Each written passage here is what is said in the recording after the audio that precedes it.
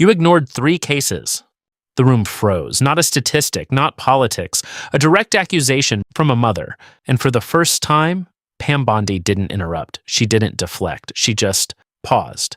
And everyone in that room knew something was different. This wasn't a normal hearing, but McBath had walked in with 3 cases, 3 families, and no easy way out for Bondi. But to understand why Bondi's response felt so unexpected, you have to understand what McBath walked in carrying that day, and this happened just weeks before Bondi was removed from office.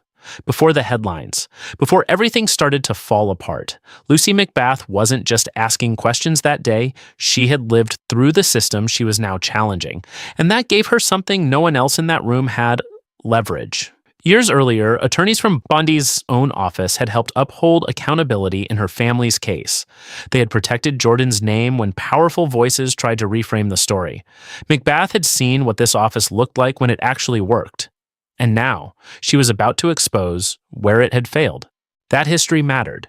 It mattered enormously. Because it meant McBath wasn't walking into that room with hatred for the woman across from her. She was walking in with something far more dangerous: a standard. A lived, documented, personal standard for what accountability from this office was supposed to look like. And she intended to measure the present against the past, in public, on the record, with cameras rolling. McBath had not forgotten what Bondi's office had done for her family, and she made sure Bondi knew it first, before she detonated everything that followed.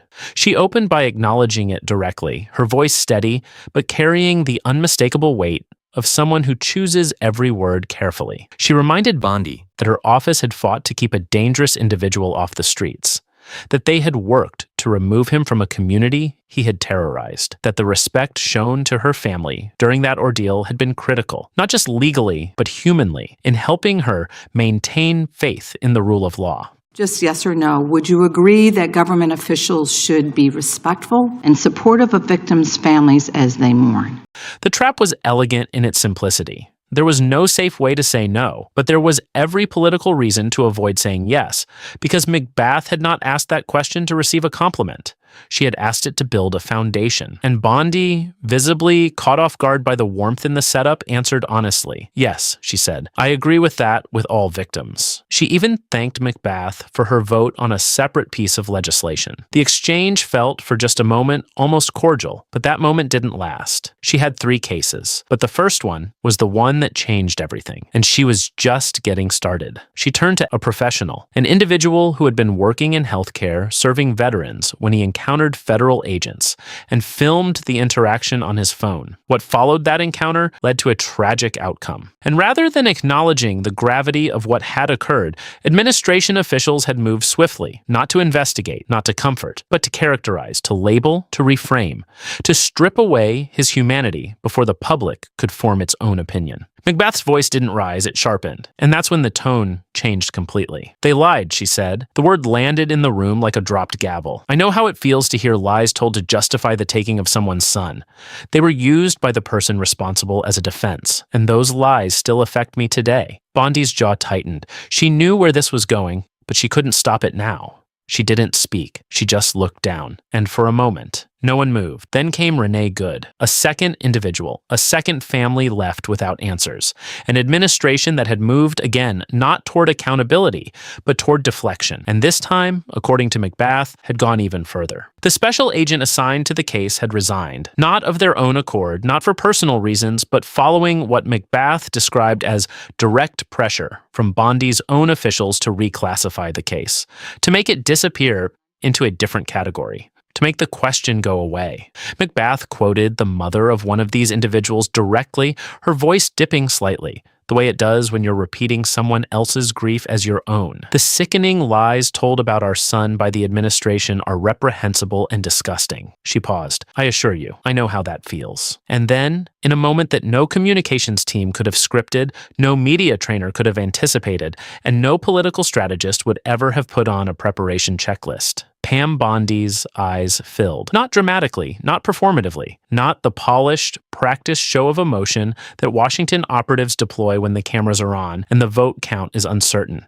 just a brief, involuntary shimmer, the kind that happens before the professional mask can reassemble itself, that several reporters in the press gallery clocked simultaneously. A few exchanged glances. At least one stopped typing entirely. It lasted less than 2 seconds. But in a room where every camera was zoomed tight and every editor was watching for the defining frame, 2 seconds is an eternity. 2 seconds gets screenshotted. 2 seconds becomes the thumbnail. She blinked once, took a breath, and chose her words carefully. Both of those cases, I assure you, they will be investigated. She said it quietly. No flourish, no pivot to statistics, no deflection to the party line. McBath didn't let the softness diffuse her momentum. Investigating, we understand that, she replied, her voice firm again.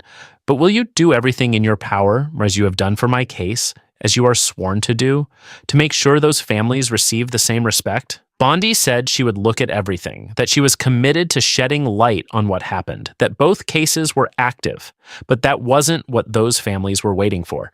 In fact, according to internal briefings reviewed at the time, at least one of those cases had already been flagged months earlier for escalation, but never moved forward. No public update, no formal timeline, just silence. And for the families involved, that silence didn't feel like process. It felt like something had been quietly set aside. McBath looked at her for a moment, the kind of look that carries years of experience reading hollow promises, and said simply, "That's not delay, that's not process. That is incompetence on your behalf." The room absorbed it, because here is what made this exchange unlike anything that came before it. Bondi didn't fight back. In every prior hearing, she had answered accusations with counterattacks, statistical deflections, procedural objections. She had talked over questioners. She had reframed hostile questions into opportunities. But with McBath, with this woman, with this grief, with these specific cases, she did none of that. She sat with the weight of what was being said. She acknowledged the gap between what had been promised and what had been delivered. She did not pretend the gap wasn't there. Was it calculated? Almost certainly, in part. But here's the part that mattered most. Nothing had actually changed. Bondi had spent enough time in courtrooms to understand that open combat against a grieving mother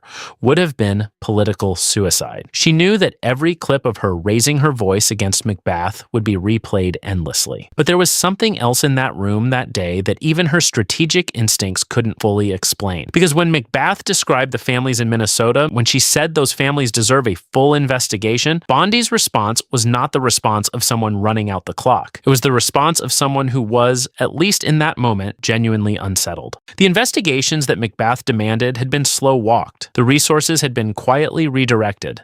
The special agent had stepped down under pressure. These were not allegations. They were documented facts that McBath had laid out with the methodical care of someone who had spent decades watching institutions fail the people they were built to protect. And Bondi had no answer that could touch any of it. She offered process, she offered timelines, she offered the language of institutional diligence, words designed to convey commitment without providing accountability. McBath had heard those words before. She had sat with other mothers who had heard those words before. She named that pattern for exactly what it was: non-commitment, disguised as governance. This hearing took place just weeks before Pam Bondi was removed from office, before the administration announced her departure, before the stories began circulating about why. In retrospect, this exchange, this quiet, devastating, emotionally raw hearing, now reads like one of the final chapters in her tenure. Not the loudest chapter, not the most explosive, but perhaps the most revealing. Because what Lucy McBath exposed that day was not a document. It was not a statistic. It was not a contradiction in testimony. What she exposed was the distance between what this administration said it stood for and what it had actually done when the families arrived asking questions. 3 families, 3 cases, 3 sets of unanswered demands, and an attorney general who,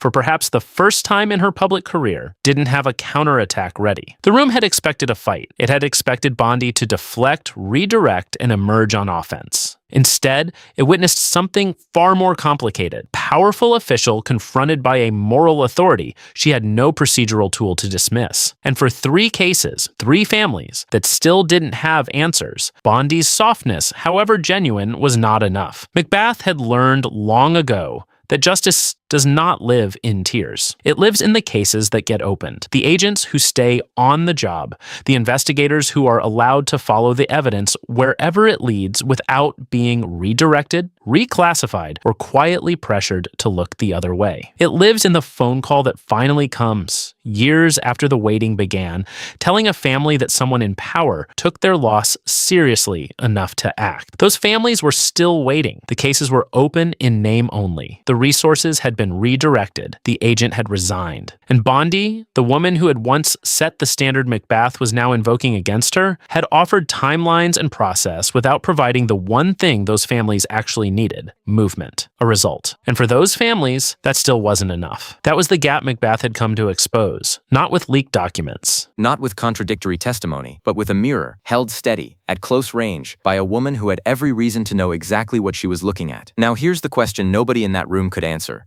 and that you probably can't stop thinking about either. If she truly cared, why did nothing change? So what was that moment? Real emotion or calculated control? Type real or acting below, because both answers change everything. And I'm so very sorry for what happened to your family. Thank you.